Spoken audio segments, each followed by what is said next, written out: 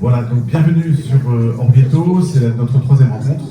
Donc nous allons parler aujourd'hui de la création. Le titre de l'intervention, c'est du chaos au cosmos, regard théologique sur la création. Alors aujourd'hui, pour notre troisième édition, nous avons la joie d'avoir le père Cyprien Comte du diocèse de Toulouse, qui est enseignant ici, professeur extraordinaire. Non, ordinaire ou extraordinaire ? Ordinaire.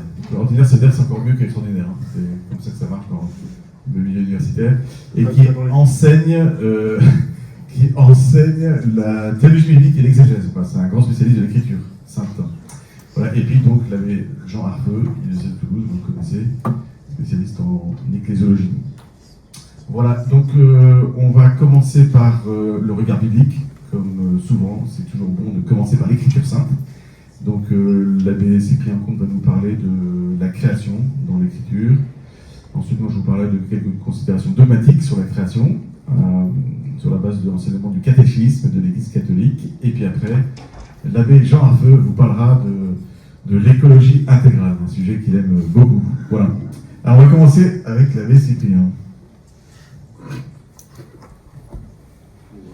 Ce soir, donc, nous allons peut-être commencer dans quelques instants la première page, mais je voulais vous lire un autre verset de la Bible avant, puisque vous le savez peut-être, la doctrine théologique de la création est liée à celle de l'unicité divine, la toute-puissance de Dieu, et je ne sais pas si on l'a découverte, mais en tout cas les choses se formalisent dans une époque troublée de l'histoire d'Israël, pendant l'exil, à la fin de l'exil, peut-être après la fin de l'exil. Et donc voilà un texte de cette époque, sans doute du 6e siècle avant notre ère.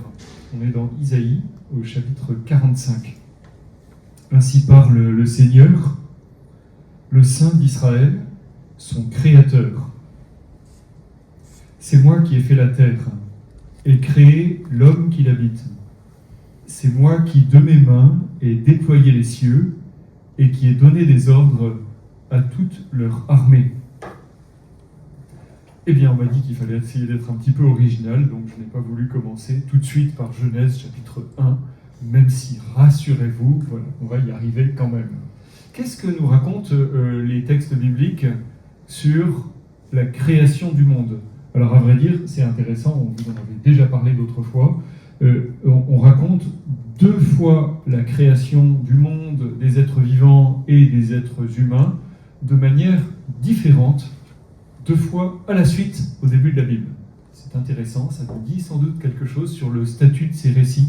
Je ne sais pas si vous, quand vous racontez une histoire, ou si vous êtes journaliste, quand vous faites un reportage, vous donnez 2 versions des mêmes faits à la suite aux mêmes gens.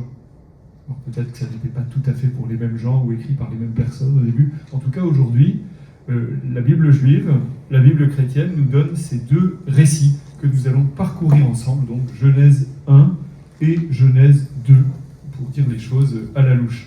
Alors au commencement, vous connaissez le texte, hein, Bereshit en hébreu, au commencement, Dieu créa le ciel et la terre, ça c'est le titre. Si c'est vrai, c'est comme ça en hébreu. Voilà, pour ceux qui ne voient pas... Tu peux vérifier. Pour ceux qui ne voient pas, le père Cyprien a ramené sa Bible en hébreu. Elle est à l'envers. Allez, l'envers. Comme vous voyez, je maîtrise très bien cette langue. Tout le monde a compris que Pas exprès. Charles n'était pas exigé. Mais Charles a fait de l'hébreu. Ah bon. Très longtemps. Obligé. Allez, continuez. Donc Dieu créa le ciel et la terre, c'est le titre, si vous voulez, du premier récit de création. Je ne vais pas vous le relire en entier, il suffit d'aller à la messe pendant la vigile pascale, n'est-ce pas ? Vous avez cette lecture magnifique. Il y a même des églises où on allume la lumière petit à petit, bon bref. Et donc Dieu dit que la lumière soit, et la lumière fut, puis il y a le premier jour, le deuxième jour, le troisième jour, le quatrième jour. Je ne raconte pas tout, hein. Vous savez ce qui se passe le quatrième jour ? Dieu a créé déjà la lumière, et bien le quatrième jour, Dieu crée des luminaires. Le luminaire qui va éclairer le jour et le luminaire pour éclairer la nuit. Vous savez pourquoi ? Pour la même raison que Isaïe, au chapitre 45, parle de Dieu comme créateur. C'est pour dire, en fait, les idoles ne sont pas des dieux. Vous voyez le lien ? Parce qu'en fait, le luminaire du jour et de la nuit, il y a des gens, à l'époque, qui pensaient que c'était des divinités. Un peu comme Rabbi Jacob. Vous vous souvenez de non, pardon. Luminaire céleste. Puis de science. Luminaire céleste. Pardon. Il avait dû lire la Bible, de fait. Ouais, je pense, ouais. Donc 4e jour, 5e jour, 6e jour. Qu'est-ce qui est créé le 6e jour? Oui, merci pour la référence, je n'avais pas celle-là. Le 6e jour, c'est la création des êtres vivants, et ça se termine par ceci. Dieu vit que cela était bon. Verset 26. Dieu dit, oui, on passe vite, on a seulement un quart d'heure pour la Bible. Bref. Dieu dit, faisons l'homme à notre image, comme notre ressemblance, et qu'il domine sur les poissons de la mer, les oiseaux du ciel, les bestiaux, toutes les bêtes sauvages et toutes les bestioles qui rampent sur la terre. Et le verset suivant, vous le savez par cœur, n'est-ce pas? Dieu créa l'homme à son image, à l'image de Dieu il le créa. Alors là, il y a une erreur de traduction, il y a écrit, mais c'est pas très joli en français, donc souvent on traduit autrement, il y a écrit mâle et femelle, il les créa. Et donc, quelquefois les gens disent, pour rire, mais c'est une mauvaise blague misogyne, donc on ne va pas raconter la réponse ici, quand est-ce que Dieu a donné une âme aux femmes? Et donc la réponse, c'est là, en Genèse 1, 27. Dieu créa l'homme à son image, à l'image de Dieu il le créa, homme et femme il les créa. Et si vous connaissez la réponse misogyne à la blague, vous l'oubliez s'il vous plaît, puisqu'on n'est pas question. Non, on ne sait pas, on ne sait pas, on ne dit pas. On ne saura pas? Pas à l'écran. Non, Aussi.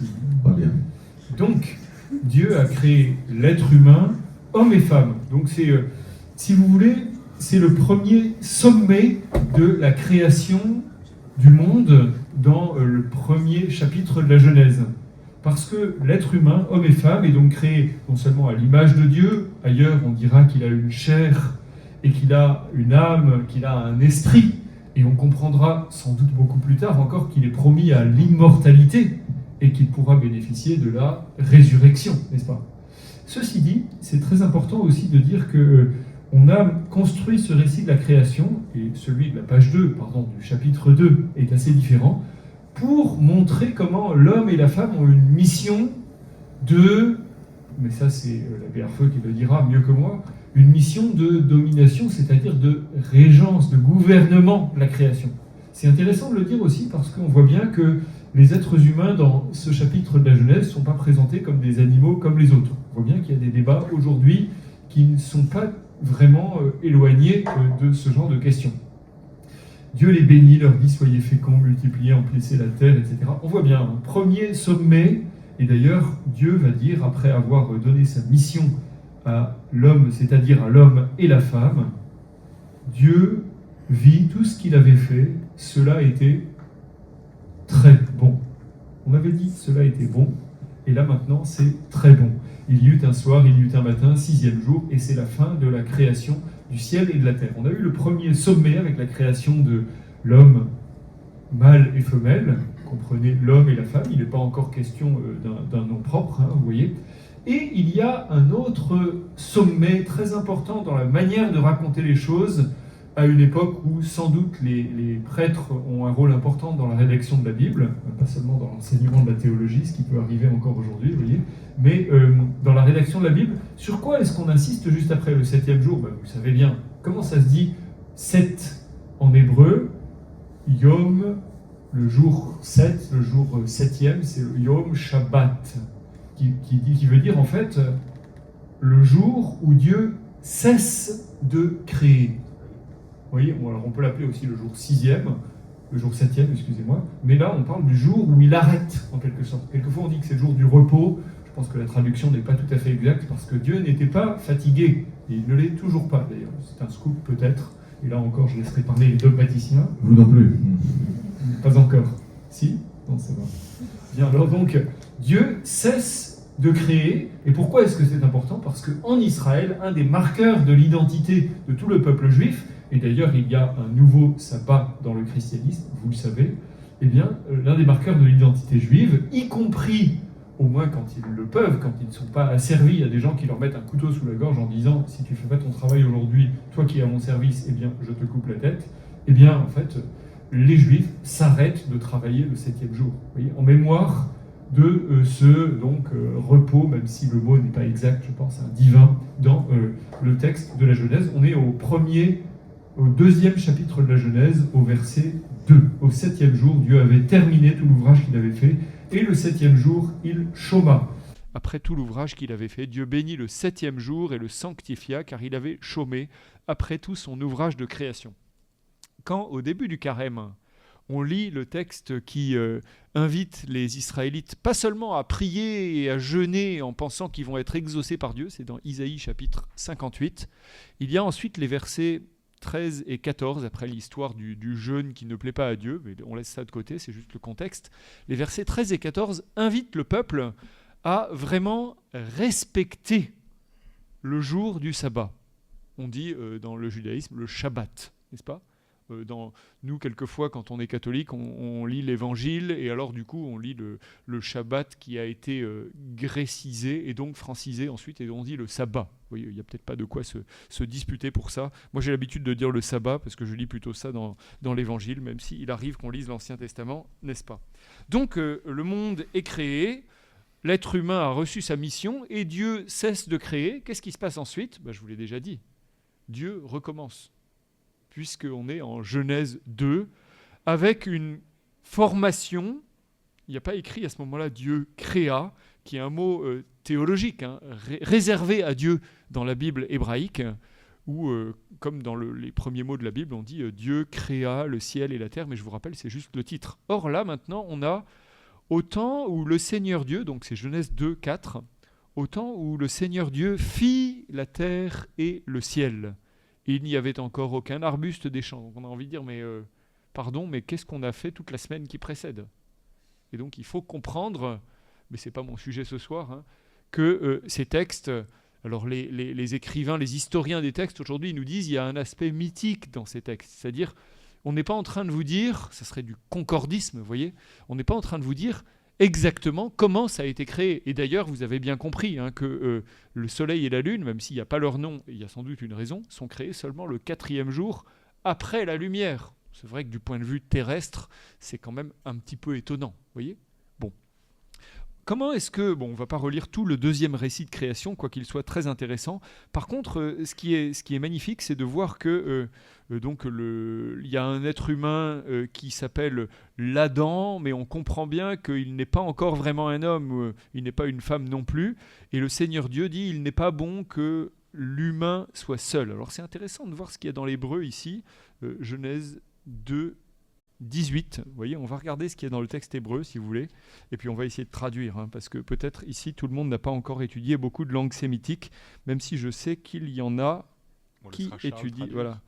Lo tov, hayot, ha adam, le vaddo. Il n'est pas bon que l'Adam soit seul, que l'Adam soit seul. Alors nous, on a traduit, il n'est pas bon que l'homme soit seul, et on a pu lire, et je pense que ça n'est pas tout à fait juste aussi. Vous voyez, l'homme doit commander à la femme parce qu'il est créé avant. Bon, alors visiblement, il s'agit ici de l'Adam, et on ne dit pas qu'il s'agisse d'un Adam qui soit un homme, même si le problème, c'est qu'ensuite, on va donner à l'être masculin le nom de Adam. Alors évidemment, ce n'est pas très très pratique pour nous, mais il y a des discussions entre les spécialistes. Je passe sur la question. En tout cas, il faut comprendre ici qu'une fois que le Seigneur Dieu, verset 21 du chapitre 2 de la Genèse, fait tomber une torpeur sur l'Adam qui s'endort, et vous connaissez ça, vous avez peut-être vu les tableaux qui représentent cela, et en fait c'est seulement après avoir pris du côté de cet être qui n'est pas encore tout à fait un homme, quelque chose, peut-être une côte, dont il bâtit une femme, et là vraiment vous avez un homme face à elle. Et donc c'est beau parce que c'est une autre manière de raconter ce qui a été dit en un verset un petit peu plus rapide dans le premier récit de la création. Vous avez ici en fait une espèce d'être humain qui n'est pas encore vraiment un être humain, puisqu'il n'est pas homme ou femme, qui va pouvoir s'écrier cette fois, c'est l'os de mes os et la chair de ma chair, et il sera un homme et elle sera une femme, et Adam lui donnera le nom de Ève, parce qu'elle est la mère de tous les vivants. Bon, remarquez qu'il y a quand même, c'est l'ambiance dans la Bible hébraïque, et encore dans beaucoup de pays du monde, où c'est quand même l'homme qui donne son nom à la femme, donc ce qui suppose qu'il y a quand même une hiérarchie, mais enfin, aujourd'hui, on ne lirait sans doute pas les textes en insistant là-dessus, ou si on devait les réécrire, peut-être on n'écrirait pas les choses tout à fait de la même façon. Alors bon, il reste quelques instants, mais pas beaucoup. 3 minutes. Et donc, sur la domination de l'homme sur l'ensemble des créatures. Ici, c'est l'être humain. On pourrait relire le psaume 8. Je ne sais pas si vous connaissez le psaume 8. En fait, si, je sais, vous le connaissez. Vous connaissez le refrain, n'est-ce pas ? « Ô Seigneur, notre Dieu, qu'il est grand ton nom par toute la terre. » Et en fait, c'est un psaume qui chante la grandeur de Dieu, qui a créé les êtres vivants au sein du ciel et de la terre, mais aussi la grandeur de l'être humain qui doit dominer sur les créations. Tu l'as fait un peu moindre qu'un Dieu pour qu'il domine sur tes créatures. Alors peut-être aussi qu'on pourrait lire toutes sortes de textes qui rendent gloire à Dieu qui a fait le ciel et la terre. Moi je pensais dans le prophète Amos chapitre 5, on le désigne Dieu comme celui qui a fait les Pléiades et Orion. Ailleurs on dit que c'est celui qui a fait les montagnes, qui fait le vent. Vous voyez vraiment le lien entre la création et le fait de rendre gloire à Dieu. C'est peut-être pas pour rien si dans le credo on dit « Je crois en Dieu, créateur du ciel et de la terre ». Du ciel et de la terre, et gloire à Dieu au plus haut des cieux. Et on voit bien, c'est le Dieu qui est le maître, le souverain du monde tout entier. Peut-être un mot pour terminer. Dans un cantique qui se trouve dans la lettre aux Colossiens, où on dit que Dieu est le Christ, Christ est le premier-né avant toute créature, et par lui, tout a été fait. Est-ce que ça vous rappelle un autre texte que vous connaissez au début de Saint Jean ?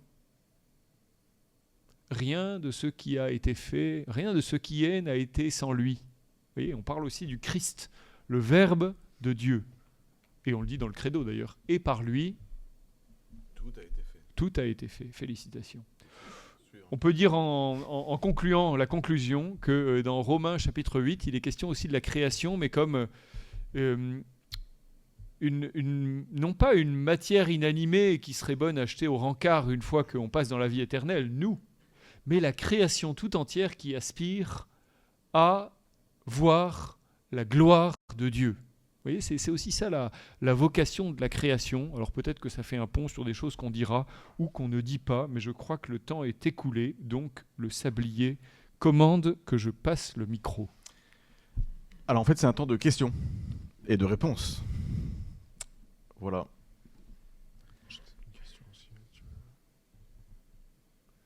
Jean, tu fais une question. Oui, une question, Cyprien. Tu as parlé de la création. Il me semble que la création s'accompagne aussi d'une parole adressée aux hommes et d'un commandement. Est-ce que tu pourrais dire quelques mots de cette parole adressée dans Genèse 1 et dans Genèse 2, qui n'est pas tout à fait la même? Alors tu parles de laquelle? Parce qu'il y en a plusieurs. En tout cas, le premier commandement. Soyez féconds, etc. multipliez, Et emplissez la terre et soumettez-la. Soumettre, ça fait un peu drôle, hein, quelquefois. Et puis après, il y a la liste des animaux, n'est-ce pas? Et dans le deuxième commandement, comment est-ce que Dieu s'adresse à l'être humain? En fait, c'est Adam qui parle à Ève, qui parle d'Ève, celle-ci sera appelée femme, et après, il y a un commentaire du narrateur, en fait. C'est pourquoi l'homme quitte son père et sa mère et s'attache à sa femme, et ils deviennent une seule chair. On ne parle pas tellement, là, du commandement de la fécondité. Peut-être que, d'une certaine façon, ça nous renvoie un petit peu à ce qu'on dit du Cantique des Cantiques, non? C'est-à-dire, il y a vous connaissez ce poème qui est dans les textes sacrés de la Bible. Il y a une étudiante de cette maison ici qui commence un doctorat, c'est une jeune grand-mère, qui commence un doctorat sur le Cantique des Cantiques, qui est un poème d'amour extraordinaire, avec certains aspects érotiques, et qui, pour certains, est un peu dérangeant, parce qu'on n'y parle pas de mariage et on n'y parle pas d'enfants. Eh bien, c'est parce qu'il y a aussi quelque chose de beau à l'affectivité, à la sexualité humaine, et qu'on n'est pas obligé tout le temps. Par exemple, dans Genèse 2, vous voyez, quand on dit l'homme quittera son père et sa mère, il s'attache à sa femme, ils deviennent une seule chair. Cela dit, dans Genèse 1, et parfois il faut mettre les textes en regard, vous savez, on lit les textes, tenez, je vous proposerai une énigme après. Les textes, il faut les lire souvent les uns avec les autres. Le Genèse 1, 28, par contre, invité vraiment au commandement d'être fécond et aussi de dominer, avec ce mot qui nous fait un petit peu tiquer peut-être, sur toute la création finalement, et notamment la création vivante. Alors peut-être une question pour vous, je vois que vous n'avez pas trop de questions. Qu'est-ce qui est le plus important dans la Bible? C'est vite répondu, voyez. Certains disent que c'est la reliure. Voyez. Parce qu'en fait, on reçoit cette Bible dans l'Église, et le fait que les textes soient à lire ensemble, ça dit bien aussi quelque chose, vous voyez, de la Genèse à l'Apocalypse, avec les évangiles et le reste. Je pourrais être exégète en fait. C'est beau. Mais moi, du coup, s'il n'y a pas de questions... Ah, si, il y a des questions. Des questions, hein.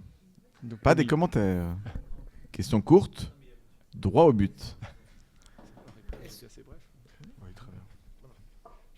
Est-ce que la Genèse est une première approche de la liberté de l'homme dans le monde dans lequel il vit, puisque soumettez-la. ce premier récit de la création, vous voulez dire, hein, oui, avec cette mission de dominer sur la création. En fait, effectivement, il y a quelque chose. On n'a pas non plus une feuille de route complète. Hein. Dieu, il donne quelques consignes qu'il faut observer en général. Alors nous les lisons, à la lumière de toute la révélation et de l'Évangile. Mais en effet, dans le Concile Vatican II, vous avez un paragraphe de la Constitution pastorale Gaudium et Spes qui parle de la juste autonomie des réalités créées. Et peut-être qu'on peut rapprocher ce concept de ce que vous dites. C'est-à-dire que Dieu donne des repères. Un petit peu plus loin, dans l'Exode, par exemple, on aura des commandements négatifs aussi qui balisent la route. Mais tout n'est pas écrit comme si c'était réglé comme du papier à musique. Nous avons une liberté créée et informée par la grâce. Je sors de mon domaine, mais je crois que c'est aussi biblique quand même. Hein, voilà. Donc, qui nous aide à bien appliquer finalement les commandements de Dieu. Et quand il y a un blanc dans le texte, c'est-à-dire là, nous avons une marge de manœuvre à l'intérieur de ce que le Seigneur nous dit de faire, la direction générale avec parfois quelques commandements extrêmement précis, positifs, et puis aussi de la multitude de commandements négatifs qui nous permettent d'éviter les égarements qui pourraient conduire à des dégâts importants sur l'être humain, sur les autres êtres vivants et sur l'ensemble de la création. Je pense que vous avez en partie répondu, c'était sur les mêmes notions. C'était mettre en relation l'aspect de soumission et de domination vis-à-vis de la Terre et de l'être humain, et l'écologie dont on parle énormément aujourd'hui. Peut-être attendez la fin, parce que ça, on va en reparler. Ouais, dominer ne signifie pas exploiter et tout détruire en disant « après moi le déluge ». Donc le déluge arrive peu après le chapitre 2 de la Genèse, mais c'est pas Adam, c'est pas l'homme et la femme qui disent ça en Genèse 1, 26 et demi. Ok, après nous le déluge. Bon, ça aurait pu être drôle, mais c'est parce que c'est chapitre 6, vous voyez. Mais en fait, ça s'est pas passé comme ça, effectivement. Il y a une responsabilité. D'autres questions ?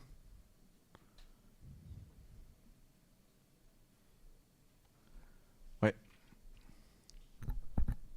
Est-ce que justement cette traduction du verbe soumettre dans la Bible est remise en question peut-être, ou est-ce qu'il y a quelque chose à chercher de ce côté-là, puisque on sent bien qu'il y a quelque chose à creuser peut-être. Alors, les textes sont anciens, hein, ils ont à peu près 2500 ans à la louche. À l'époque, ça ne faisait pas scandale du tout. C'est bien ce qui est écrit et c'est bien ce que cela signifie. Il y a une vraie question d'interprétation par contre. Est-ce que soumettre, ça veut dire je peux détruire ce que je consomme ?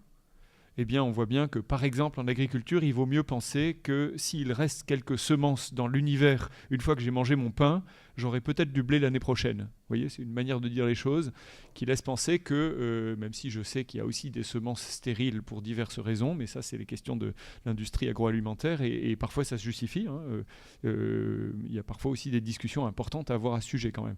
Donc, le texte dit bien soumettez la terre, dominez la terre et soumettez-la, et c'est vrai pour les autres êtres vivants.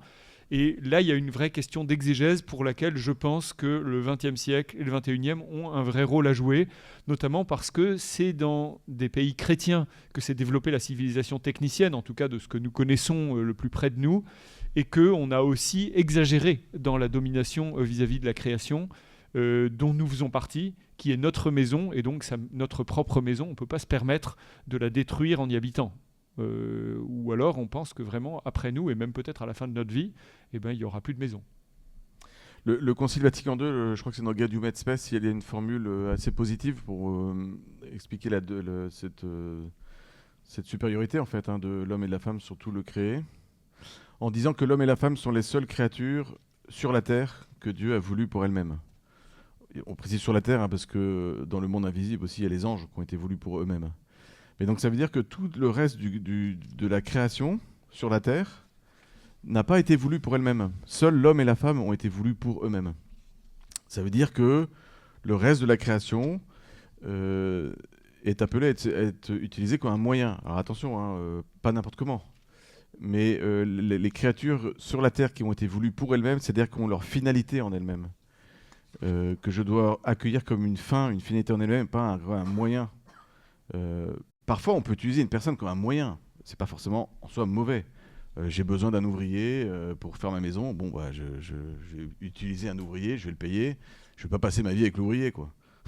Donc là, je l'utilise comme moyen, j'utilise ses compétences comme moyen, etc. Mais je ne peux pas l'utiliser seulement comme un moyen. Même Emmanuel Kant disait ça. On ne peut pas utiliser une personne seulement comme un moyen, mais comme une fin. Bon, bah voilà. Sur la Terre, les seules créatures voulues pour elles-mêmes, c'est-à-dire qui ont leur finalité en elles-mêmes, c'est l'homme et la femme. Et puis, donc, évidemment, dans le monde invisible, les créatures angéliques.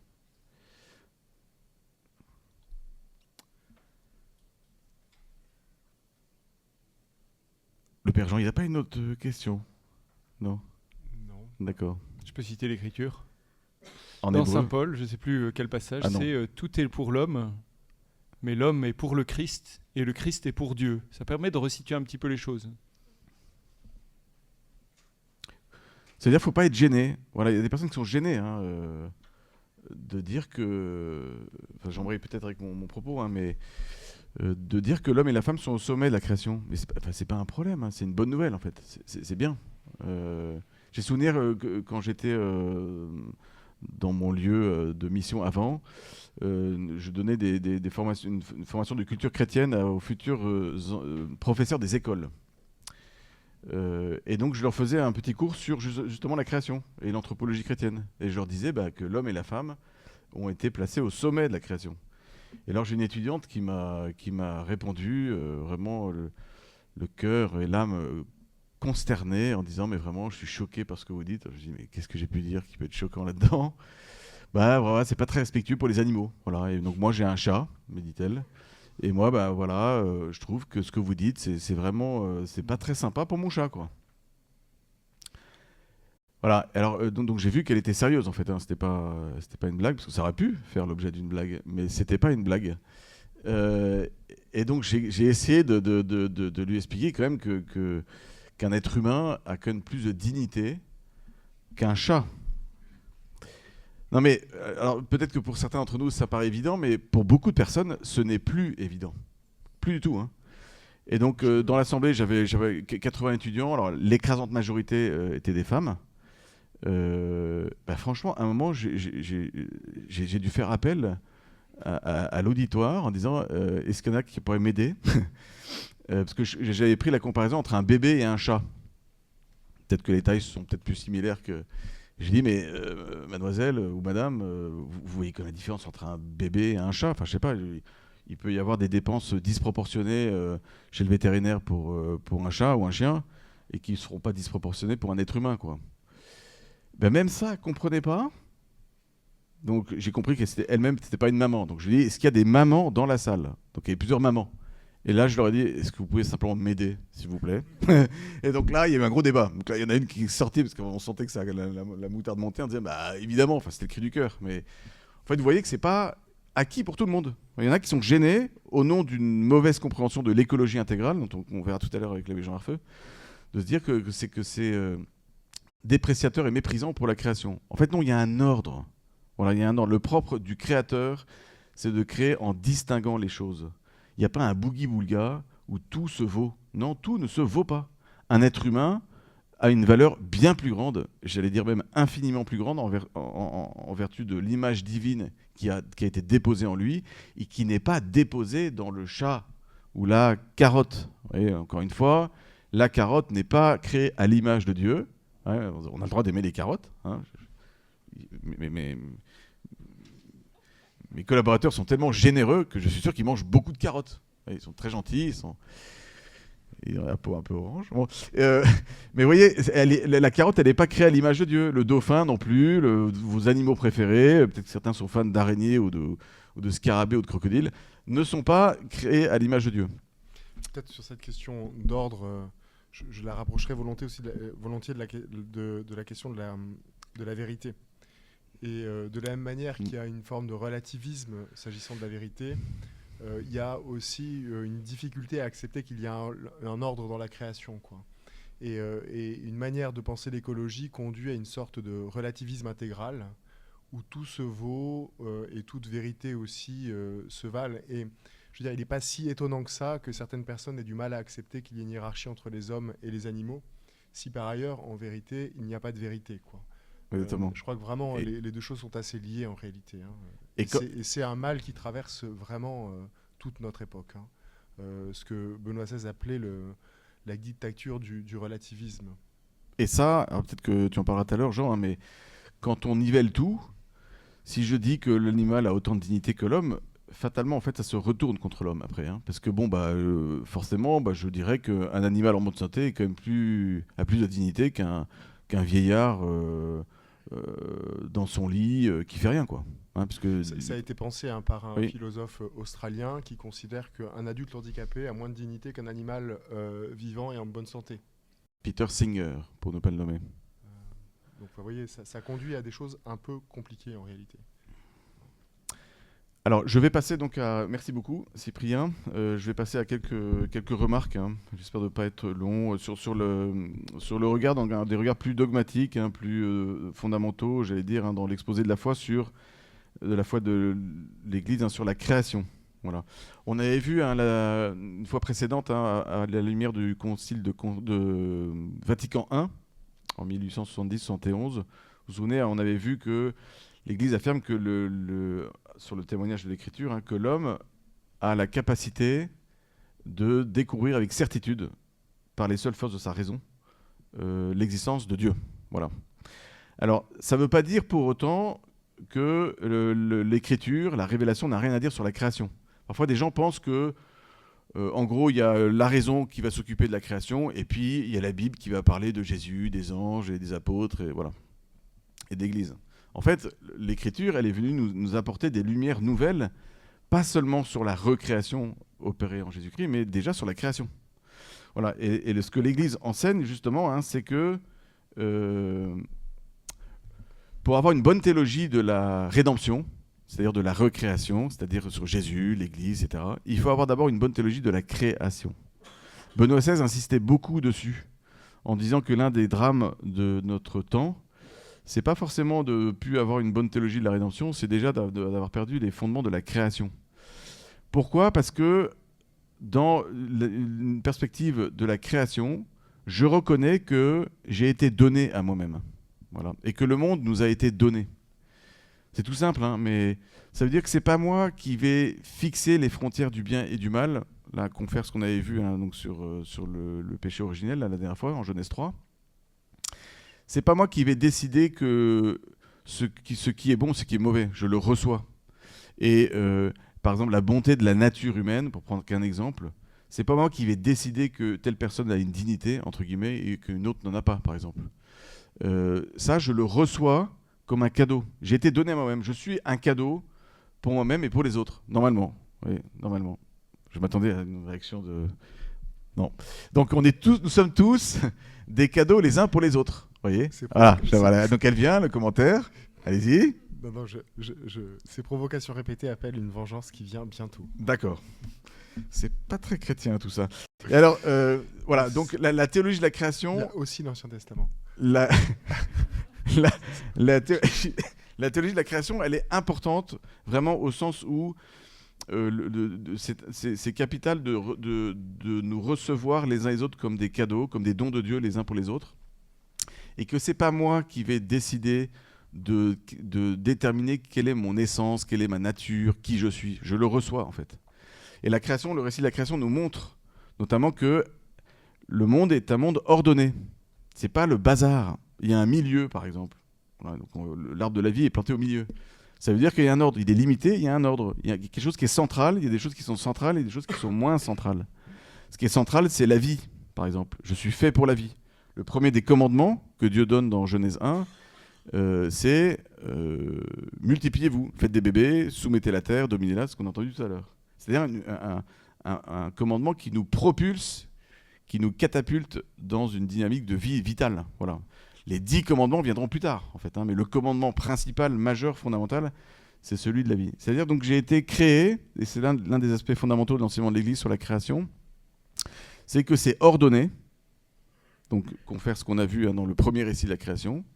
Il y a un ordre, c'est pas le bazar, c'est pas le mélange. Le propre du démon, c'est d'être le maître de la confusion, de tout mélanger. Le démon ne supporte pas les distinctions. Il préfère tout mélanger, quoi. le propre du récit de la création. Quand Dieu crée, il crée en distinguant les choses. Voilà, et donc je suis fait pour accueillir ce don de la création.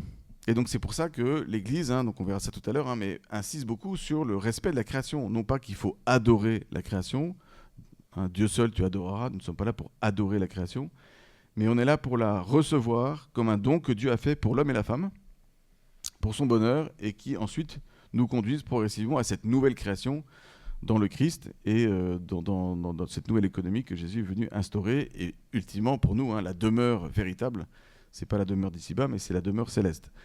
Le paradis lui-même étant une nouvelle création. Donc je vous renvoie à ce que dit l'épître de Saint-Pierre, nous croyons en une terre nouvelle et des cieux nouveaux. C'est-à-dire qu'à la fin, la création tout entière sera récapitulée. Donc le paradis, la vie éternelle à laquelle nous sommes appelés, inclura la matière. Pas simplement pour nous qui serons ressuscités, mais aussi toute la création. Donc il y aura des créations nouvelles, des animaux, des arbres, des montagnes, je sais pas, on verra. Même Benoît XVI a une idée assez originale. Là, ce que je vous dis, c'est pas dogmatique, vous avez le droit de pas être d'accord. Il y aura aussi le chat d'Adam ou pas? Il y aura, oui, mais pas le chat d'avant, un nouveau chat. Un nouveau chat. Ouais, parce que sinon, ça veut dire que le chat est immortel. Donc, c'est pas possible. Je suis désolé pour ceux qui ont des chats, ou pour tout autre animal d'ailleurs, mais votre animal, comme vous le savez, n'ira pas au ciel. Votre chien ne sera pas au paradis. Votre chien. Il y aura des chiens, certainement, mais pas votre chien, parce que le chien que vous avez connu, une fois qu'il meurt, oui, je vois déjà qu'il y en a qui sont un peu déçus, mais voilà, il y aura quelques Kleenex pour vous consoler à la fin de la séance. Mais pourquoi je disais ça du coup? J'ai perdu le...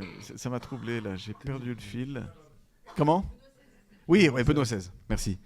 Benoît XVI, il dit quelque chose d'assez... il avait un chat. Benoît XVI avait un chat, c'est très vrai ça. Ah ouais, il aimait beaucoup les chats. Mais c'est pas du chat de Benoît XVI dont je voulais vous parler. Il dit, lui, il estime qu'à la fin, dans cette création nouvelle de la fin des temps, il dit, je pense qu'il y aura les plus belles œuvres d'art que l'homme et la femme ont créées.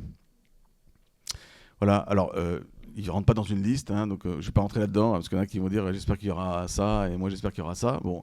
Mais c'est quand même intéressant de voir que en fait, cette création nouvelle à laquelle nous aspirons ne va pas écraser l'histoire. Elle ne va pas supprimer l'histoire. Vous voyez bien que Jésus ressuscité porte la trace, la marque de ses plaies dans son corps. Et donc ça veut dire que tout ce qui aura été fait au service de la charité, de l'amour, de bon, de grand, de beau, passera par la purification de la passion et recevra la gloire de la résurrection aussi. Donc tout cela sera assumé, purifié et glorifié. Voilà. Et ça, c'est important de voir que toute l'histoire sera assumée. Toute l'histoire. On ne va pas revenir à un paradis comme avant, quoi. Il y aura quelque chose de neuf et de nouveau et de bien plus grand. Alors, du coup, la création, c'est quoi? C'est le commencement, dit l'Église, de l'histoire du salut. C'est-à-dire que l'histoire du salut n'a pas commencé avec Abraham, par exemple. Elle a commencé par le seul fait que Dieu a créé, tout court, a créé le monde. Voilà, en créant, Dieu, déjà, avant même l'arrivée de Jésus-Christ, déjà nous montre qu'il nous aime. En fait, quand on réfléchit, le seul fait que Dieu nous a créés nous montre qu'il nous aime. Déjà. Le seul regard contemplatif sur la création, dans lequel beaucoup de saints nous ont emmenés, notamment Saint François, pour citer le plus célèbre, mais il y en a plein d'autres, nous montre que par le seul fait que j'existe, par le seul fait que le monde existe, ça me prouve que Dieu m'aime. Parce qu'il y a quand même deux options. Pourquoi Dieu a créé le monde? Soit il est taré, parce qu'il est parfait. Donc comment un être parfait va décider de créer quelque chose qui est imparfait? Vous voyez? Vous avez, je sais pas, moi je prends un exemple de mec, vous avez une super bagnole, vous voyez? Bon, sauf si vous êtes fan de voitures de collection, c'est encore autre chose, mais si vous avez une super voiture, vous n'allez pas acheter une voiture, sauf si vous avez beaucoup d'argent, mais une voiture qui est de moins bonne qualité. Et si vous avez d'une chose d'une meilleure qualité qu'une autre, vous allez essayer d'acquérir la chose d'une meilleure qualité. Bon, là, vous avez l'être qui est le plus parfait, sans défaut, sans problème, et qui décide de créer des trucs, des choses, des personnes qui sont forcément infiniment moins quali que Dieu. Voyez. Alors, soit il a fait ça dans un geste déraisonné ou de folie, mais ça, c'est une option qu'on ne peut pas retenir, parce que Dieu est Dieu, soit il l'a fait par pur amour. Voilà. Alors, donc c'est important pour nous de voir que déjà, hein, en ayant un regard contemplatif sur la création, je découvre déjà à quel point Dieu m'aime. Vous voyez, quand vous êtes dans un beau paysage de montagne, par exemple, hein, y a quelque chose qui est quand même fascinant. Voilà. Ça nous montre à quel point Dieu s'est penché sur nous. Alors, la création, hein, dit l'enseignement de l'Église, hein, c'est une œuvre de la Trinité tout entière. C'est pas simplement le Père qui crée. C'est le Fils, l'Esprit Saint et le Père ensemble. On dit hein, que la Trinité, les trois personnes divines, elles sont une dans ce qu'elles sont. On croit en un seul Dieu, pas en trois dieux. Donc il y a une unité de la substance divine. Et elles sont une dans ce qu'elles font. Tout ce qui est fait par les trois personnes ensemble. Alors la raison pour laquelle du coup on attribue la création au Père, parce que vous avez remarqué quand même que dans le credo on dit « Je crois en Dieu, le Père, créateur du ciel et de la terre », et on ne le dit pas du Fils et du Saint-Esprit. Or le Fils est autant créateur que le Père, l'Esprit Saint est autant créateur que le Père et le Fils. Alors comment on s'en sort ? C'est ce qu'on appelle, alors c'est un petit peu technique, mais ça va être, vous allez voir, j'espère très simple, c'est ce qu'on appelle la doctrine des appropriations. En fait, on va approprier à une personne de la Trinité, plus qu'aux deux autres, quelque chose qui est pourtant commun aux trois personnes de la Trinité, mais on va lui approprier quelque chose parce que ça nous renvoie à l'une des caractéristiques propres de cette personne divine. En l'occurrence, le Père, comme vous le savez, il est la source de tout. Il est ce qu'on appelle l'inengendré, c'est-à-dire qu'il n'a pas été engendré par quiconque. Le Fils, lui, il a été engendré par le Père. Vous vous souvenez, dans le credo, on dit un engendré, non pas créé. Le Fils, il est engendré par le Père, pourtant il n'a pas de commencement. Tadam. Bon, pas de commencement. Hein. Il n'y a pas de début, il n'y a pas un moment où le Fils n'était pas, et puis pouf, il est devenu. Ok ? Donc c'est ça qui pour nous est un peu... c'est qu'il faut tenir en Dieu le fait qu'il y ait une naissance éternelle. Nous, notre mode humain de naissance, il est limité. Sexué, matériel. Donc il y a un moment où je n'ai pas existé, et puis il y a un moment où papa et maman se sont rencontrés, et pouf, il y a eu Charles. Vous voyez ? Donc avant, j'étais pas, et à un moment, j'étais. En Dieu, les personnes divines n'ont pas de commencement, parce qu'elles sont Dieu. Parce que si vous dites qu'elles ont un commencement, ça veut dire que du coup, elles ne sont pas Dieu. Le propre de Dieu, c'est de ne pas avoir de commencement. Vous me suivez, hein ? Donc le Fils et l'Esprit Saint n'ont pas de commencement. Le Père non plus n'a pas de commencement. Et en même temps, il faut tenir que le Père est celui qui engendre, et le Fils est celui qui est engendré. On dit donc que le Père est la source éternelle, hein, intemporelle, hein, des personnes divines. Le Père engendre le Fils, et puis ensuite, ensuite, il n'y a pas de ensuite, justement. Hein. Pas de ensuite. Et dans ce même instant éternel, le Père et le Fils, qui s'aiment tellement, hein, soufflent ensemble l'Esprit Saint. L'Esprit Saint, c'est l'amour personnifié du Père et du Fils. D'accord ? Alors, du coup, les trois personnes de la Trinité, une dans ce qu'elles sont et dans ce qu'elles font, créent, elles sont à l'origine de la création, mais on attribue du coup la création au Père parce que le Père est la source. Voilà. Il est l'inengendré. Et donc, comme il y a quelque chose de commun entre être à la source des personnes divines et être à la source de la création, paf, on va approprier plutôt, la création au Père. Encore une fois, le Fils est autant créateur que le Père, et idem pour l'Esprit Saint. Autre exemple qu'on pourrait prendre, c'est la sagesse. La sagesse, on l'approprie au Fils. Mais en fait, le Père, il est sage aussi. Okay ? Et l'Esprit Saint, il est sage aussi. Il a la sagesse, autant que le Père et que le Fils.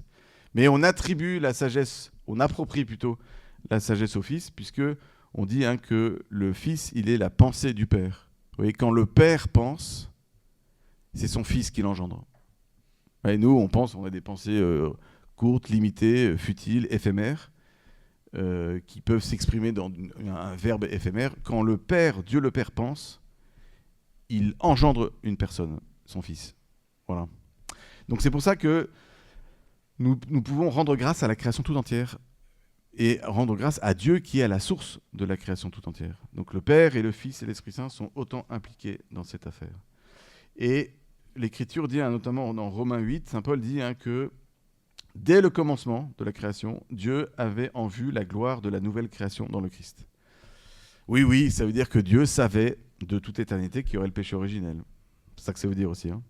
Mais donc la création, elle a été faite en vue de Jésus, en vue de la création nouvelle et en vue de ce paradis nouveau, avec cette terre nouvelle et ces cieux nouveaux qui nous attendent. Donc tout ça n'avait pas de finalité en elle-même. Hein. La création, elle a été voulue par Dieu comme une première marche en vue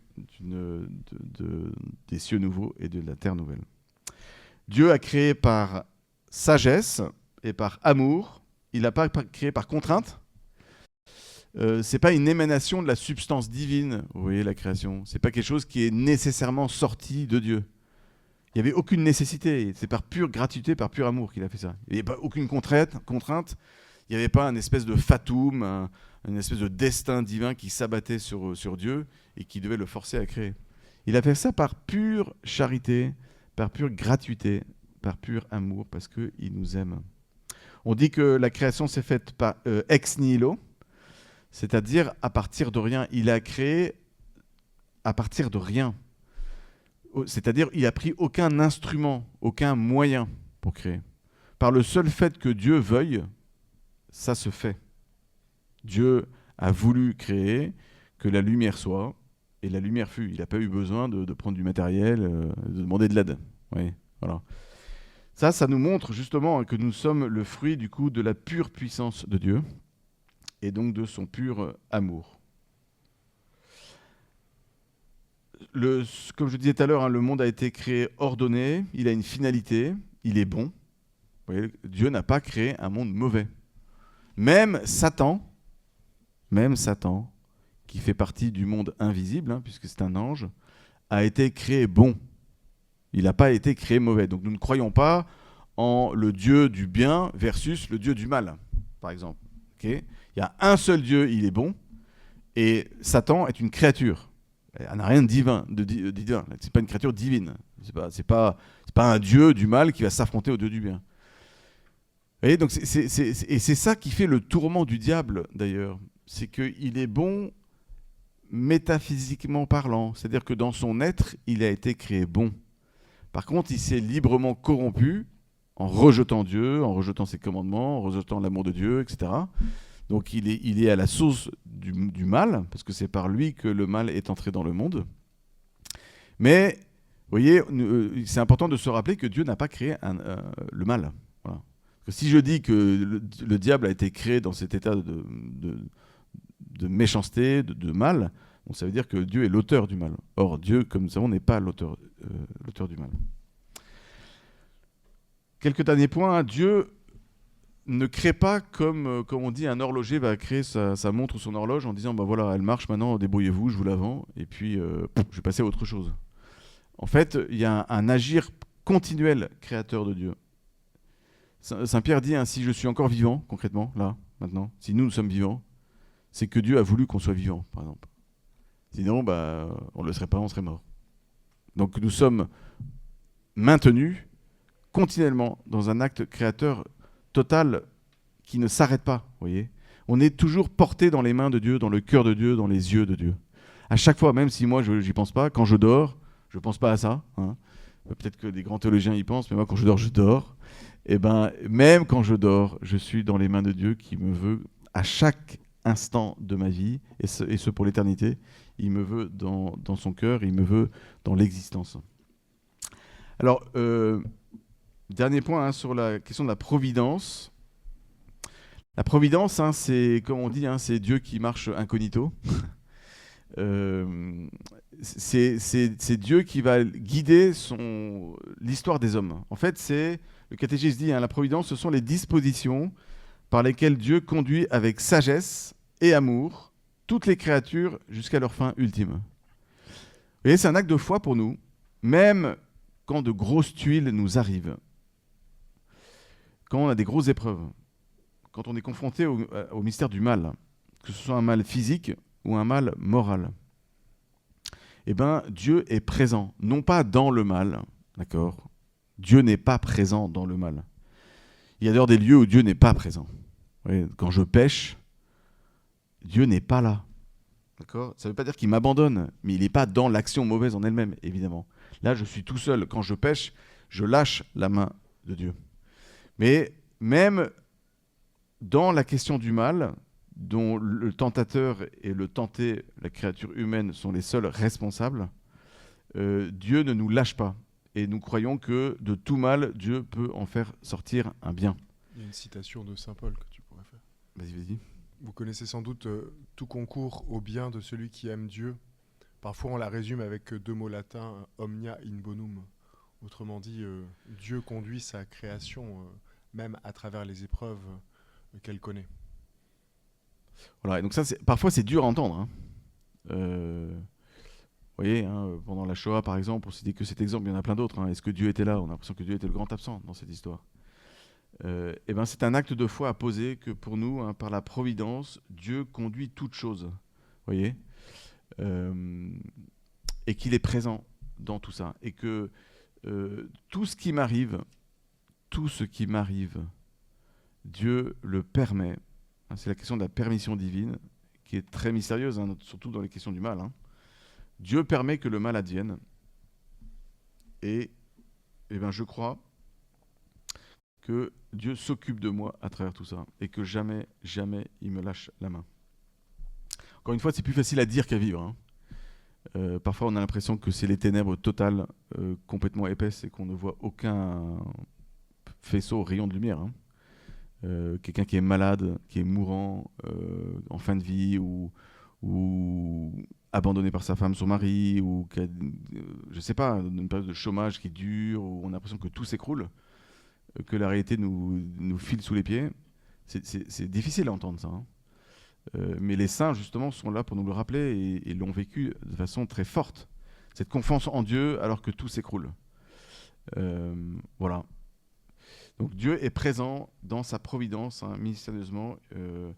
Il est au cœur de chaque étape de notre existence. Alors, je voudrais terminer par un point sur la question de la création de l'homme et de la femme. On l'a déjà un peu abordé, hein, mais sur 2 versets. Le verset 1:31 d'abord de Genèse, pour vous montrer quand même que les théologiens en dogmatique aiment aussi l'écriture, hein, et qu'il n'y a pas que les spécialistes hébraïsants. En Genèse 1:31, il est dit que, vous savez, on connaît ce passage, Dieu vit que cela était très bon. Donc pour toutes les autres créatures, à part l'homme et la femme, on dit que Dieu vit que cela était bon. Et Genèse 1:31 dit que Dieu vit que cela était très bon.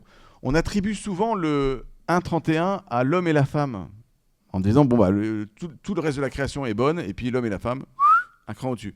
En fait, quand on regarde, hein, il est dit que, en voyant tout cela, c'est pas simplement l'homme et la femme, c'est toute la création avec ce regard nouveau que donne l'homme et la femme.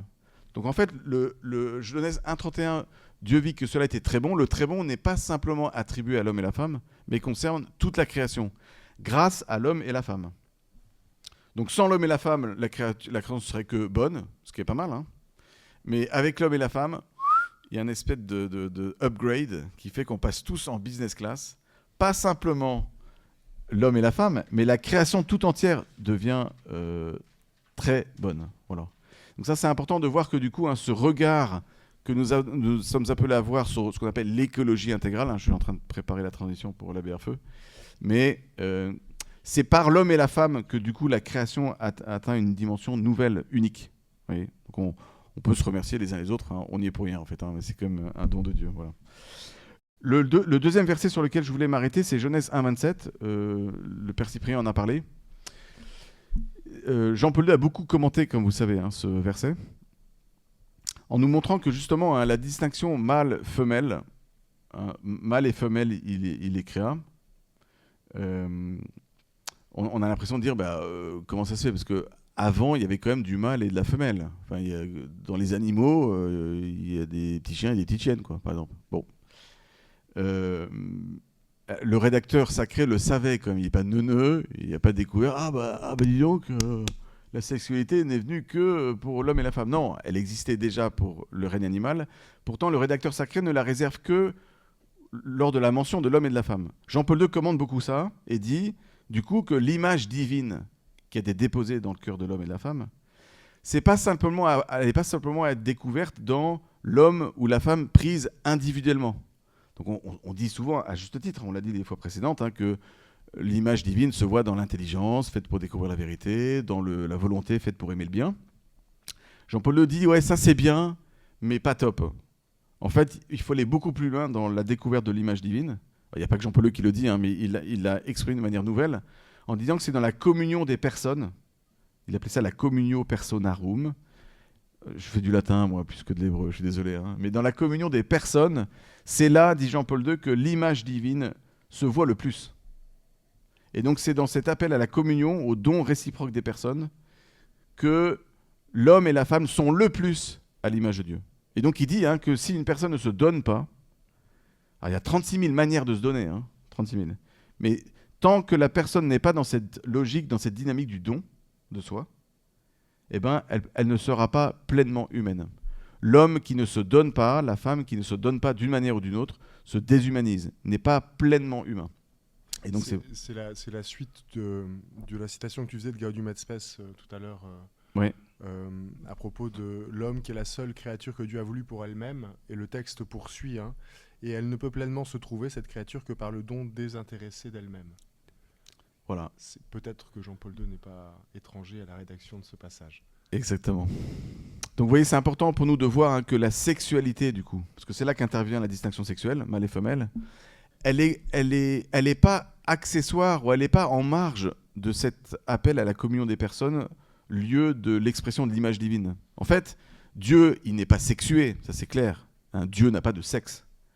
Mais nous, notre sexualité, elle fait partie de cette expression de l'image divine. Vous voyez ce que je veux dire ? Je suis appelé à manifester la plénitude de l'image divine dans la communion des personnes, et ça inclut, dit Jean-Paul II, la sexualité.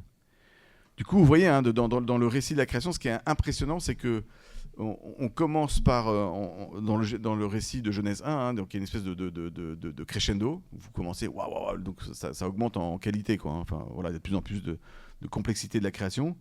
Puis là, en Genèse 1, 26-27, vous avez donc Dieu qui dit, on va créer l'homme à notre image. Donc là, on se dit, talin, un truc de dingue. Et puis, bim, Genèse 1, 27, vous avez mâle et femelle, quoi. Mâle, c'est vrai que c'est dommage qu'on n'ait pas ça en français. Parce que mâle et femelle, ça fait bizarre quand on se dit, bon, attendez, je vous présente mon mâle et ma femelle, quoi. Et on n'a jamais vu un couple dire, je vous présente ma femelle ou je vous présente mon mâle. Bon.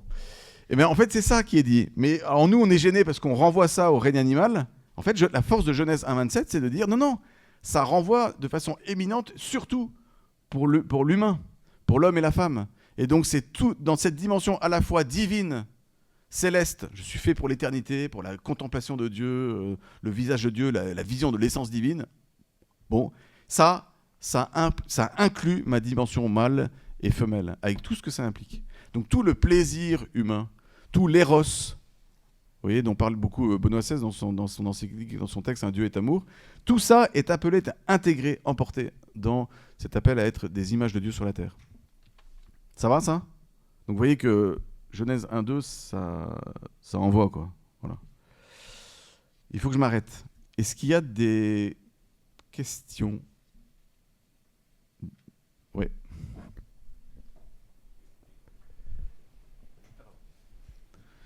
Une fois qu'on a bien compris et accepté tout ce thème de la création, comment faire un commentaire sur le créationnisme ?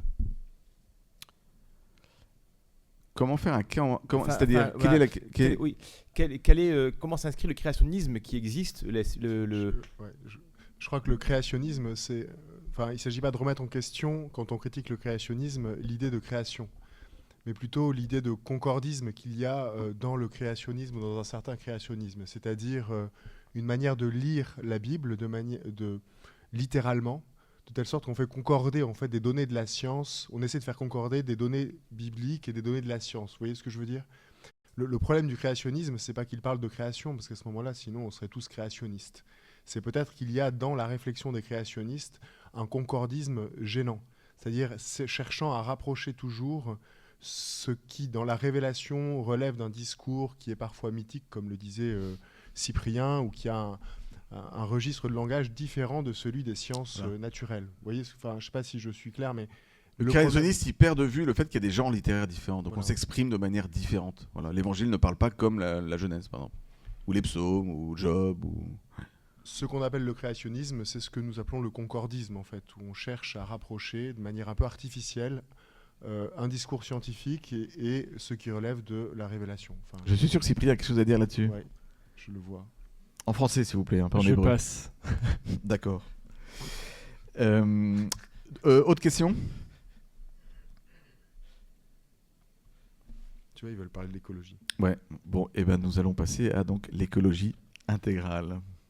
Avant de commencer, je veux quand même décrypter le petit sourire narquois avec lequel Charles me donne la parole. Oh, pas du tout.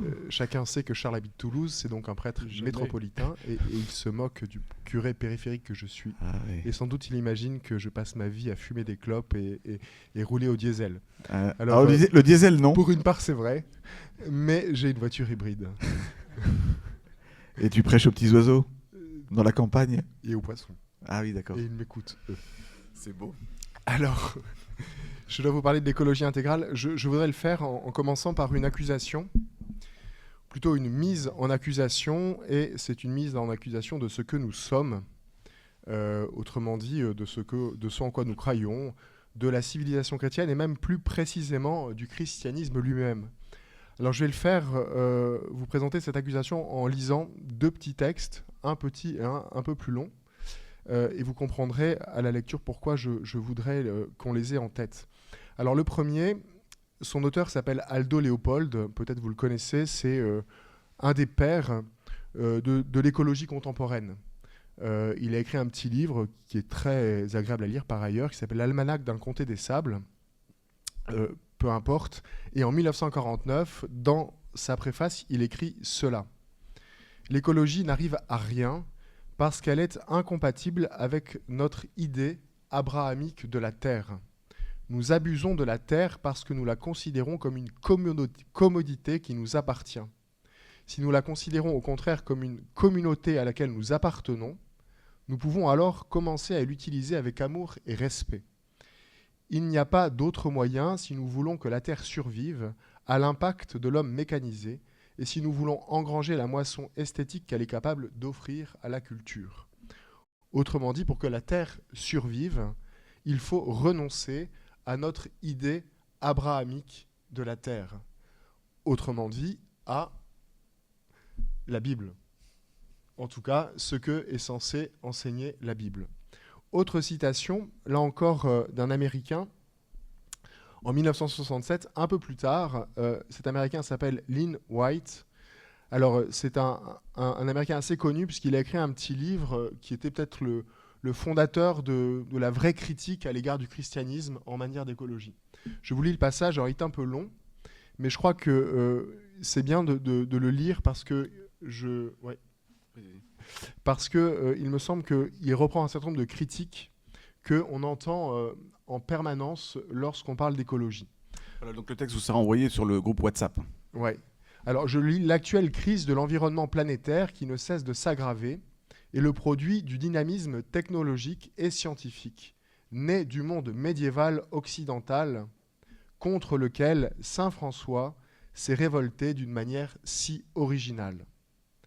Du point de vue historique, on ne peut pas comprendre la croissance de la science et de la technique en faisant abstraction des attitudes spécifiques envers la nature qui s'enracinent profondément dans le dogme chrétien. Peu importe qu'une grande majorité d'entre nous ne discerne pas l'aspect chrétien de ces attitudes. Autrement dit, nous sommes façonnés par le christianisme, peu importe que nous le sachions ou pas, c'est un fait. Dans notre société, aucun nouveau système de valeurs fondamentales n'a été accepté pour remplacer celle du christianisme. Sous-titre: le christianisme peut-être disparaît, mais rien ne le remplace. De sorte que nous continuerons à voir s'aggraver la crise écologique jusqu'au moment où nous aurons abandonné le postulat chrétien selon lequel la nature n'a d'autre raison d'exister que d'être au service de l'homme. Saint François d'Assise, le plus grand révolutionnaire spirituel dans l'histoire occidentale, a proposé ce qu'il voyait comme une vision chrétienne alternative de la nature et de la relation de l'homme avec elle. Il a tenté de substituer l'idée de l'égalité de toutes les créatures, y compris l'homme, à l'idée de la domination illimitée de l'homme sur la création. On pourra discuter de tout ça, hein. C'est sans doute un peu excessif. Il a échoué. Notre science et notre technologie actuelle sont toutes deux si imprégnées de l'arrogance chrétienne envers la nature qu'on ne peut attendre d'elle seule aucune solution pour notre crise écologique. Dès lors que les racines de notre malaise sont en grande partie religieuses, le remède, lui aussi, doit être essentiellement religieux, que nous le nommions ainsi ou non. Nous devons repenser et ressentir notre nature et notre destinée. La conscience profondément religieuse, bien qu'hérétique que possédaient les premiers franciscains, de l'autonomie spirituelle de toutes les parties de la nature pourrait nous suggérer une direction. Je propose François d'Assise comme saint patron des écologistes. Alors oui, dans ce texte, si j'ai voulu le citer in extenso, c'est qu'il y a beaucoup de choses, mais vous voyez que quand même l'auteur accuse clairement le christianisme, et par ailleurs, il dit que cette crise causée par le christianisme ne sera résolue que par un appel à d'autres ressources spirituelles, lesquelles on ne sait pas trop, qui serait ce saint François d'Assise, qui serait saint patron des écologistes, sans être vraiment chrétien. Enfin, tout ça est un peu compliqué. Cependant, je voudrais simplement vous dire que sur ce texte, avec ce texte, on pourrait avoir 3 points d'accord. Le premier, c'est qu'il y a une crise écologique. Ça, je crois que tout le monde s'entendra là-dessus. Peu importe la nature de la crise, si on doit parler ou pas de réchauffement climatique, de l'influence humaine, c'est un fait, il y a une crise écologique. Il suffit de regarder les chiffres proposés par les scientifiques à propos de la diversité des animaux notamment et la réduction de 2/3, par exemple, de la masse des insectes dans nos campagnes, quoi. Autrefois, sur les pare-brises, il y avait des insectes, il n'y en a plus. Donc il y a quelque chose qui se passe. Ce jugement, c'est encore celui de l'Église, hein. François, dans Laudato Si, dès le commencement, dit, un style poétique, « La terre crie en raison des dégâts que nous lui causons par l'utilisation irresponsable et par l'abus des biens que Dieu a déposés en elle. » Donc ça, point d'accord. Deuxième point d'accord, l'issue de cette crise sera aussi une issue par une voie spirituelle. J'imagine que tout le monde est assez d'accord pour dire que sans la vie spirituelle, sans vie intérieure, rien n'est possible. Là encore, François, dans Laudato Si, je sens que mon voisin de gauche est impressionné par Donc la quantité le pape de citations. François. Oui, le pape François, pas d'Assise. Oui. Ouais, je sens que... Oui, Donc, Laudato Si, 63. Si nous prenons en compte la complexité de la crise écologique et de ses multiples causes, nous devons reconnaître que les solutions ne peuvent pas venir d'une manière unique d'interpréter et de transformer la réalité. Il est nécessaire d'avoir aussi recours aux diverses richesses culturelles des peuples, à l'art, à la poésie, à la vie intérieure et à la spiritualité. Dernier point d'accord, François d'Assise, comme saint patron des théologiens, des écologistes, pardon. Les écologistes peuvent être théologiens aussi, hein. Ouais, mais notre saint patron, ce serait plutôt... bon. Oui, et voilà. Donc, saint patron des écologistes, alors c'est fait. Je ne sais pas si... Je ne sais pas si Jean-Paul II avait lu Lynn White. En tout cas, c'est Jean-Paul II qui a fait de saint François le saint patron des écologistes dans une lettre apostolique Inter Sanctos en 79. François, le pape, bien sûr, reprend dans Laudato Si 10 et 11. Je crois que François est l'exemple par excellence de la protection de ce qui est faible et d'une écologie intégrale vécue avec joie et authenticité. Donc voilà pour les points d'accord. Il ne s'agissait pas, je vous rassure, de sauver la proposition, mais d'en arriver maintenant sur le point de désaccord, hein. Et le désaccord, il est ici, hein. Je vous rappelle les mots de White. D'un point de vue historique, on ne peut pas comprendre la croissance de la science et de la technique en faisant abstraction des attitudes spécifiques envers la nature qui s'enracinent profondément dans le dogme chrétien. Donc autrement dit, là, il dit que l'exploitation, enfin la crise écologique est liée au dogme chrétien. Et plus loin, je vous rappelle, il parle à propos du dogme de l'arrogance chrétienne envers la nature. Alors là, je dois dire qu'effectivement, il faut marquer un désaccord. Et peut-être, ce que je voudrais faire maintenant, c'est nous redire, au contraire, que la parole de Dieu, pour vous rappeler notre premier entretien, c'est-à-dire l'écriture, le magistère et la tradition, la parole de Dieu nous offre, je crois, des ressources spirituelles pour répondre aux défis que pose la crise écologique. Et avant toute chose, elles nous permettent, ces ressources, de penser une écologie dite intégrale. Alors, l'écologie intégrale, c'est un mot plus ou moins inventé par François. On en trouve des traces déjà chez Benoît XVI, et peut-être même pour certains aspects chez Jean-Paul II. Donc ce syntagme écologie intégrale, c'est plutôt François, et surtout dans Laudato Si qu'il arrive dans le magistère en quelque sorte.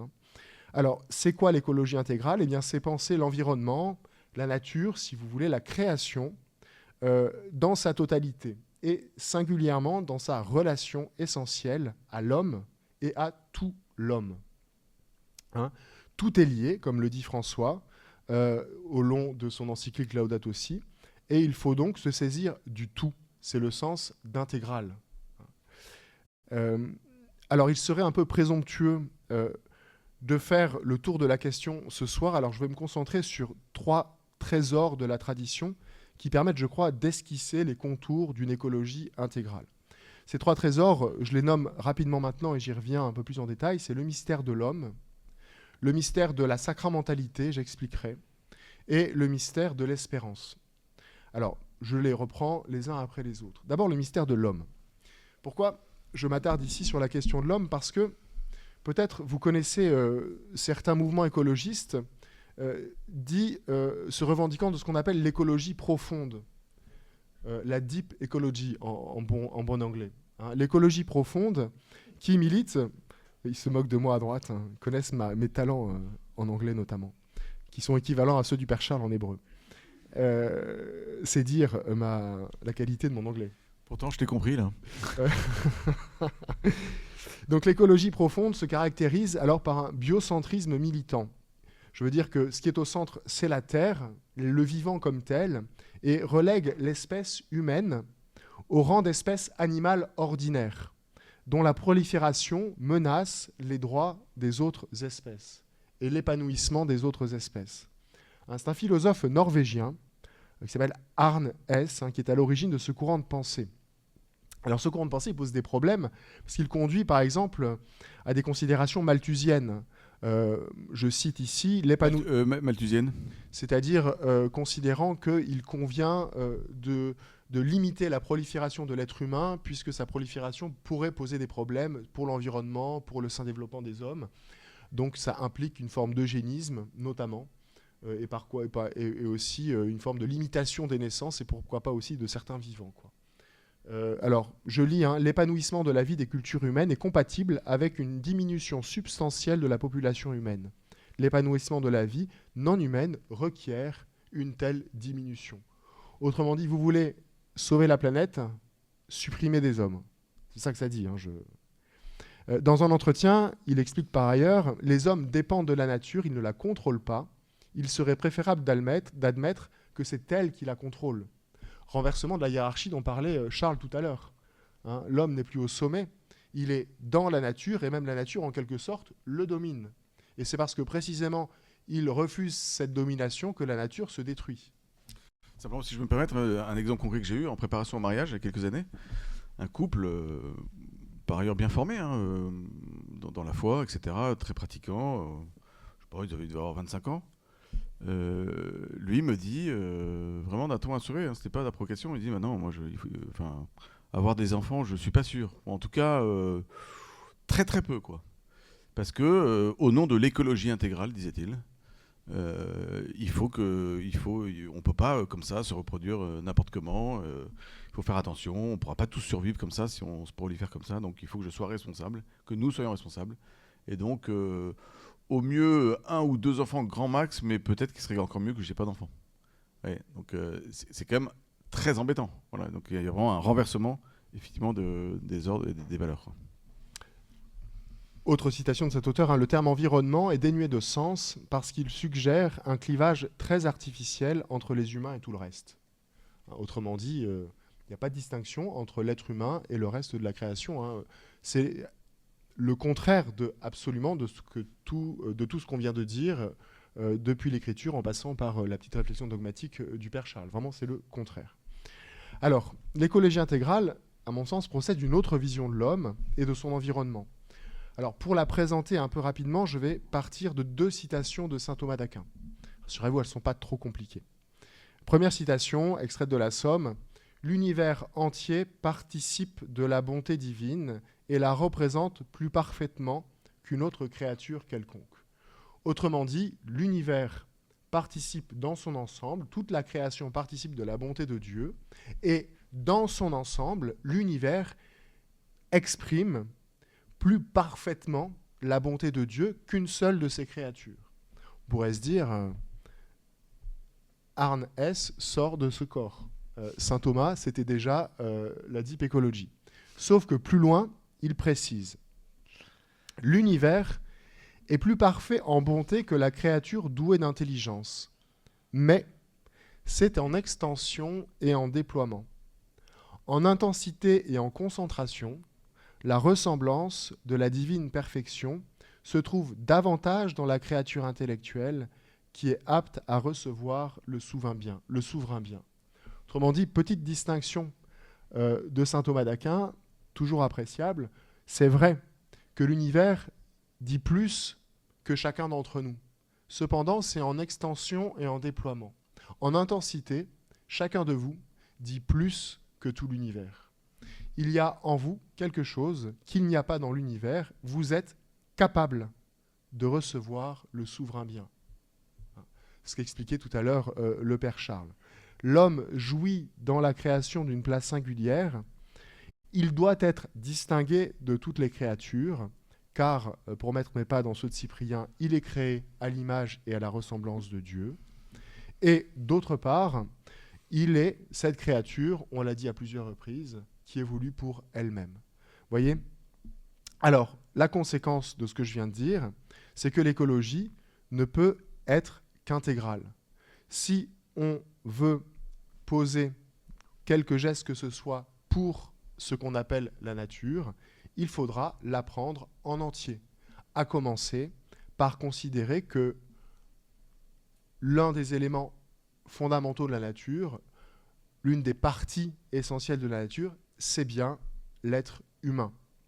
Aussi, l'évangile intégral, vous le comprenez, comprend l'évangile de la vie, le respect de la vie humaine depuis la conception jusqu'à la fin. Je propose ici, par exemple, vous avez une réflexion médiévale qui voyait dans et même patristique, qui voyait dans l'être humain un microcosme de ce qu'est le macrocosme, l'univers. Autrement dit, polluer son corps, voyez, dit quelque chose de la manière dont on traite la nature. Et il est possible de polluer son corps afin d'interdire à certaines logiques de la vie d'advenir. C'est l'évangile de la vie. Autre élément pour penser une écologie, c'est aussi ce que l'Église appelle l'option préférentielle pour les pauvres. Il n'est pas possible de penser une écologie intégrale sans penser aux relations sociales qu'entretiennent les êtres humains, et donc la place du plus petit. Et enfin, il faut aussi avoir une certaine confiance dans l'œuvre de l'homme, qui est toujours appelée à être une coopération à l'œuvre de Dieu. Non pas une domination, mais une seigneurie. Alors, j'avais 2 autres points. Il faut que je m'arrête à quelle heure ? Dans 3 minutes ? 3 minutes ? Ouais. Ouais, ou je m'arrête ? Dans 1 minute. Dans non, une mais, minute. Non, mais une minute fais-nous comme les 2 autres points, mais un résumé, quoi. Ouais. Alors, j'avais 2 autres points.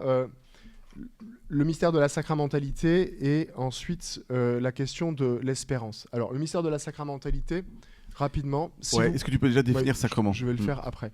En français, ça s'appelle un vent. Ouais, je vais le faire après.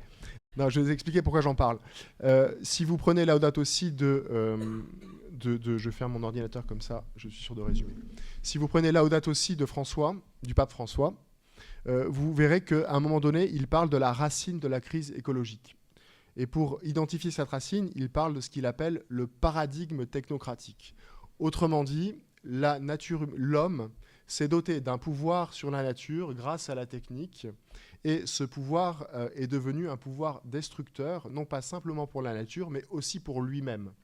Autrement dit, la technique s'est transformée, comme dit le philosophe Fabrice Adjadj, en technologie, de telle sorte que la technique n'est plus simplement le prolongement de la main de l'homme qui, en fait, cultive le sol, mais qu'elle devient un en soi qui exerce son emprise sur le monde et sur l'humanité. Ce qu'il appelle le paradigme technocratique. Bien, moi, je pense que la logique des sacrements dans l'Église, mais ça appellerait de longs développements que je vous épargne maintenant, permet d'échapper en un sens à ce paradigme technocratique. Si vous voulez que j'en parle plus, vous poserez des questions. Le troisième point pour l'écologie On intégrale. n'aura donc pas la définition du sacrement. Oui, je le donnerai tout à l'heure. Troisième point, c'est la question de l'espérance chrétienne, le mystère de l'espérance. Vous voyez, l'écologie intégrale prend acte qu'il y a une crise, prend acte que cette crise peut susciter des peurs.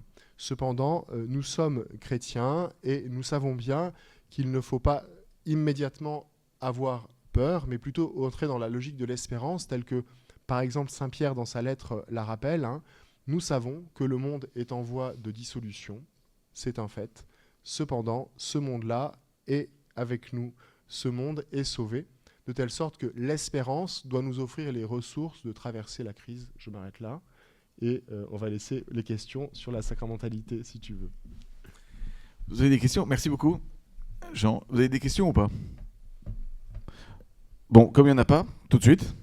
Donc moi, je vais poser ma question. Du coup, Ouais. la sacramentalité, sacrement... Alors, la sacramentalité, c'est une C'est chose quoi très simple. C'est Dieu sauve les hommes. Il le fait comment? En s'approchant d'eux. Comment s'approche-t-il d'eux? De deux manières, en leur parlant et en les touchant par des gestes. Ces gestes et ces paroles et ces gestes sont comme abrégés dans une personne, Dieu lui-même, le Fils, qui prend l'humanité. Que fait Jésus quand il s'incarne? Il parle, il enseigne l'Évangile et il pose des gestes de salut. L'Église poursuit cette œuvre, notamment par les sacrements, qui sont des paroles et des gestes qui sauvent les hommes. Vous voyez? Pourquoi j'ai parlé de la sacramentalité? Parce que Dieu vient à nous, Dieu vient nous sauver à travers, dans sa création. Ça, c'est une chose importante. Si il vient nous sauver à travers et dans sa création, c'est que d'une certaine manière, sa création est signe, parole, et qu'elle est aussi geste, instrument. Autrement dit, c'est par la création que Dieu se raconte, et c'est encore par elle qu'il nous touche. De telle sorte qu'on ne peut plus considérer que la création doit faire l'objet d'une emprise technologique. Vous voyez, la logique du sacrement nous fait échapper à cette emprise. D'autre part, la logique du sacrement nous invite aussi à considérer une chose très importante, c'est que si Dieu vient à nous par la création, la fin de l'œuvre de Dieu, c'est toujours l'homme. C'est jamais une chose ou une autre réalité qu'un être humain. S'il y a des sacrements, s'il y a quoi que ce soit dans l'Église, c'est pour la sainteté, c'est pour l'homme. Autrement dit, la fin de l'œuvre dans un sacrement, c'est toujours l'homme. La fin de la technique, quelle qu'elle soit, doit toujours être l'homme. Non pas la technique pour elle-même, la technique livrée à elle-même, qui en quelque sorte soumet précisément l'être humain. Ces dimensions du coup sacramentelles, c'est ce qui fait que, par exemple, on dira, dans un langage plus dogmatique, c'est que par la création, Dieu a manifesté sa gloire et il la communique aussi. Donc c'est pas simplement que Dieu a voulu nous impressionner en disant je vais vous épater et bam, il crée et là on est calmé. En fait, il l'a fait pour non seulement manifester sa gloire, mais la communiquer. C'est-à-dire la donner. C'est-à-dire que l'homme, au terme de tout ce chemin sacramentel, est appelé à être glorifié lui-même. Donc la gloire de Dieu qui se manifeste dans la création, elle est appelée à être donnée aussi, à être communiquée. C'est-à-dire qu'on est appelé à être transformé. Et donc l'homme et la femme, au terme de tout ce chemin, ce processus d'écologie intégrale, est appelé à être lui-même divinisé, c'est-à-dire rendu participant de la nature divine. Toute l'économie sacramentelle, tous les sacrements dont vient de parler Jean, a pour but de nous transférer, je ne sais pas comment dire, de nous faire partager, goûter, communier à cette gloire de Dieu et être transformés nous-mêmes. Voilà. Vous voyez, peut-être un exemple sur cette histoire de paradigme technocratique et de sacramentalité, pour que les choses soient bien claires. Un exemple qui me semble très clair pour ce qui est du paradigme technocratique, prenons l'exemple du GPS.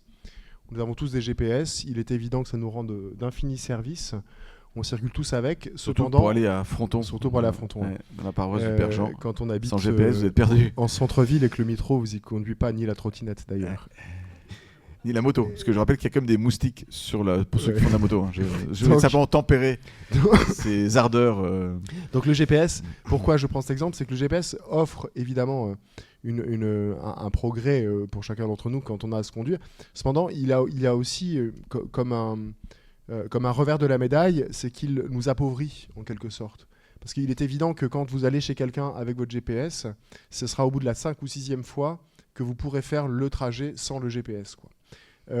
Si vous y allez sans GPS, du premier coup, la fois d'après, il n'y a toujours pas besoin de la carte ou du GPS. Il me semble qu'il y a une forme d'appauvrissement, vous voyez, de cette technologie. On voit bien qu'on est désormais l'instrument de la technologie qui nous conduit, mais ce n'est pas nous qui l'utilisons, quoi.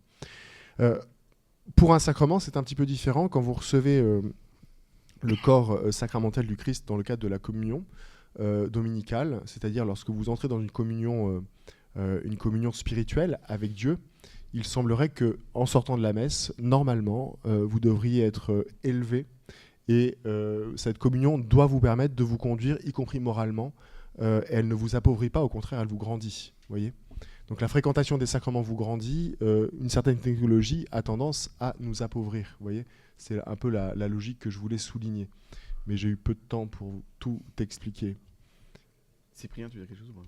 Je recommande une conférence que j'avais trouvée en ligne à ce moment-là, sous forme d'article, de sœur Sylvie Mériot, qui a écrit aussi Ce que dit la Bible sur la nature. Un bon petit livre lisible, mais alors la conférence vraiment était géniale.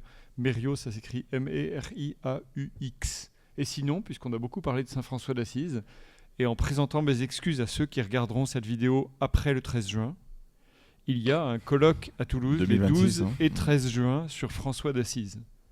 Venez. Mais est-ce qu'il y a des questions ?